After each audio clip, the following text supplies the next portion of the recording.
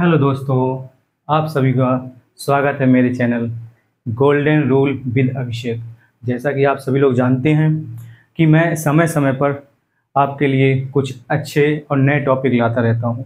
तो इस बार हमारा टॉपिक है पाइथागोरस प्रमेय। ठीक है, तो आज हम सीखेंगे पाइथागोरस प्रमेय के बारे में। ठीक है, तो आप लोग जरा ध्यान इस पे दें और लास्ट तक वीडियो को देखें, तो आपको कुछ ना कुछ ज़रूर फ़ायदा होगा, कुछ बेनिफिट होगा आगे के एग्जाम्स के लिए। अच्छा, जिन्होंने टेंथ इलेवेंथ में टेंथ में के बाद मैथ नहीं पढ़ी है, इलेवेंथ या ट्वेल्थ में, तो उनको तो ज़रूरी ध्यान से देखना चाहिए। या जिन्होंने ट्वेल्थ में और इलेवेंथ में मैथ की है, तो उनके लिए तो थोड़ा इजी होगा। तो चलो हम सीखते हैं पाइथागोरस प्रमेय, थोड़ा और लास्ट तक देखना, तो आपको ज़्यादा समझ में आएगा।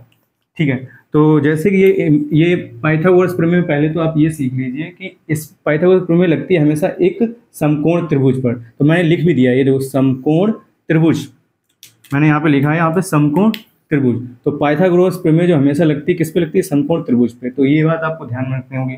और समकोण त्रिभुज की एक अच्छी बात पता क्या है कि इसमें एक कोण होता है 90 अंश। ये देखो, ये कोण कितने दिया गया? 90 अंश का कोण दिया गया।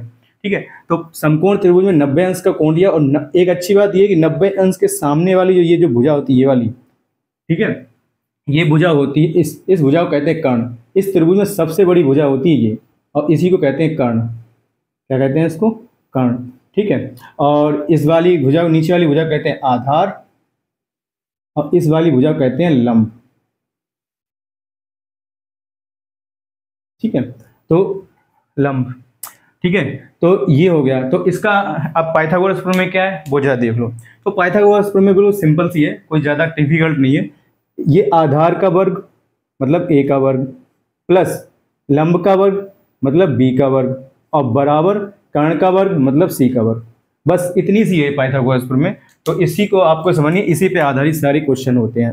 पाइथागोरस प्रमेय जिस जिस सवाल में लगेगी, तो ऐसे इसमें तो कुछ उदाहरण लेते हैं, कुछ एग्जाम्पल ले लेते हैं समझाने के लिए।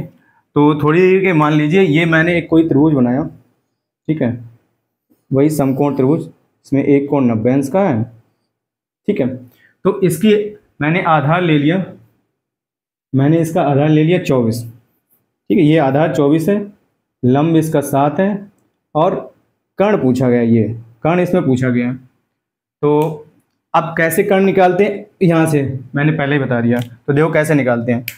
तो ए की जगह पे कितना? 24 है, तो हम यहाँ पे 24 रख लेंगे। ठीक है, 24 का क्या करेंगे? स्क्वायर करेंगे, जैसा कि हमारा पाइथागोरस प्रमेय बोलता है। ठीक है, फिर बी, ठीक है, बी की जगह पे कितना? 7 है, तो यहाँ पे 7 रख देंगे, 7 का वर्ग कर देंगे। और हमें निकालना क्या है? ये निकालना है, इसकी जगह कितना? सी का स्क्वायर, ऐसे लिखा रहें तो। ठीक है, अब क्या करें? 24 का वर्ग करो। 24 का वर्ग कितना होता है? 576 होता है। 24 का वर्ग करोगे तो 576 निकलेगा। ठीक है, प्लस 7 का वर्ग होता है 49 बराबर सी का स्क्वायर। ठीक, अब इन दोनों को जोड़ लो। जब इन दोनों को आप जोड़ लोगे तो हो जाएगा ये 625। कितना निकलेगा? ये 625। जोड़ के देख लो, 9 6 15 की 5 हासिल आई 1, 7 और 1 8, 8 4 12 1 2 हासिल आई 5 और 1 6, हो गया 625 हो गया। ठीक है, अब क्या? 625 किसका वर्ग होता है? 25 का वर्ग होता है। किसका वर्ग होता है? 25 का, बराबर सी का स्क्वायर। स्क्वायर से स्क्वायर कैंसिल, तो सी बराबर कितना निकल गया? 25। ये क्या है? ये हमारा कर्ण है। ठीक है, अगर हम इसको सेंटीमीटर में नापें, इसको भी सेंटीमीटर में, तो ये भी हमारा सेंटीमीटर में है। तो अब समझ में आ गया होगा ना पाइथागोरस प्रमेय कैसे अप्लाई करते हैं। देखिए, ये आधार और लंब हमें पता थी, हमें कर्ण निकालना था।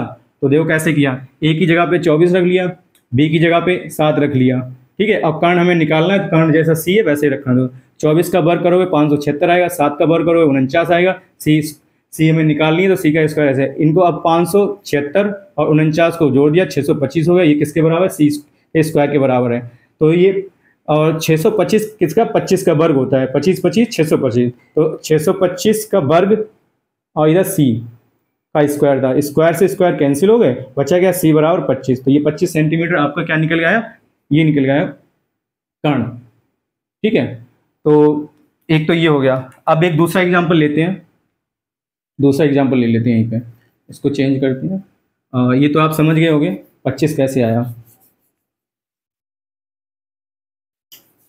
चलो, अब क्या करते हैं, इस बार ये ले लिया मैंने 15।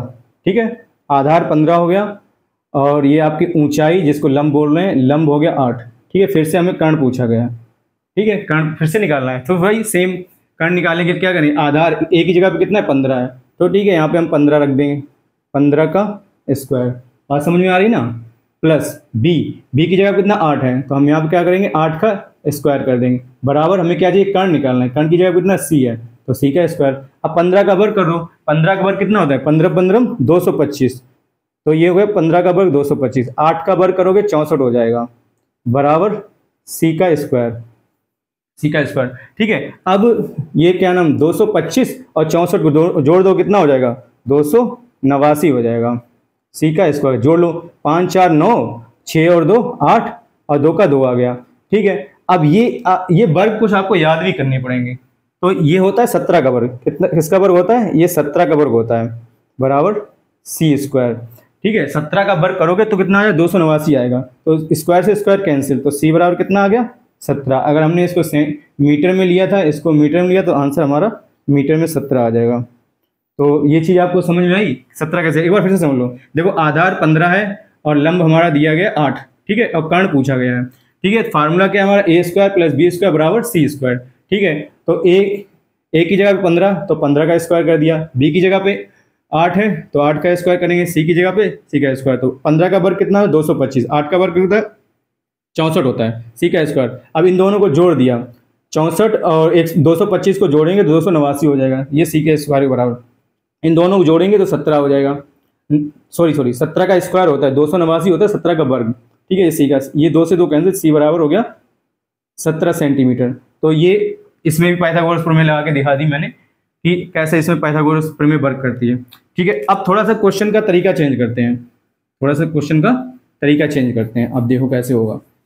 अब मान लीजिए हमें कर्ण दिया गया है, अब उसके बाद हमें कुछ पूछना है, वो कैसे होगा, चलो अब देखते हैं।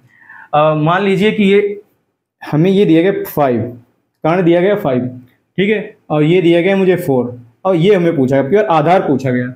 तो ऐसे क्वेश्चन कैसे सॉल्व करेंगे वो देखते हैं।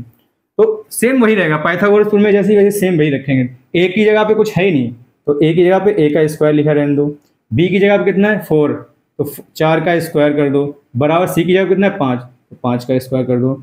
ये बात समझ में आ रही हो ना, इसमें अभी कुछ एक्स्ट्रा नहीं किया, वही सी की जगह पे सी का वर्ग 5 हो गया, ठीक है, और बी की जगह पे 4 था, 4 का वर्ग हो गया, ए की जगह कुछ है नहीं तो उसको ऐसे रख दो, तो ए का स्क्वायर ऐसे ही रहने दो।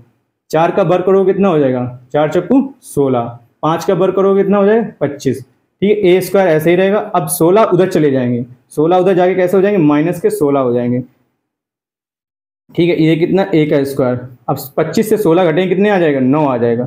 ये बात समझ में आ रही है ना, 9 आ जाएगा, ठीक है। अब क्या करोगे, 9 किसका वर्ग होता है, 3 का, इतना तो आना चाहिए, छोटा सा सवाल, 2 से 2 कट गए, 1 2 से 2 कैंसिल हो जाएंगे, बचेगा 3। अगर हमने इसको मीटर में लिया है, इसको भी मीटर में लिया है, तो ये भी मीटर में आ जाएगा। ये आपका आंसर आ गया, ए की वैल्यू, मतलब आपका आधार निकल के आया है 3 मीटर। तो आई होप आपको समझ में आया हो। चलो एक क्वेश्चन और ट्राई करते हैं।